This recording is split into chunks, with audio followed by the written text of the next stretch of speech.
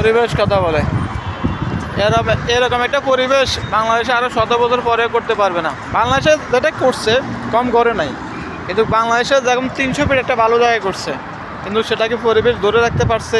বাংলাদেশে যেটাই করে সেটা 3 দিন পরে ময়লা ডাস্টবিন করে রাখে। তো এখন কিছু লোক মানুষের দোষ দিবে, এটা মানুষের দোষ না। পৃথিবীর সব দেশে মানুষের খায় দেয়, সব কিছু রাস্তায় ফেলে দেয়, এক পাশে ফেলে দেয়। পরিবেশ পরিষ্কার রাখার জন্য বাইরের সমস্ত দেশগুলা তারা লক্ষ লক্ষ লোক নিয়োগ রাখছে।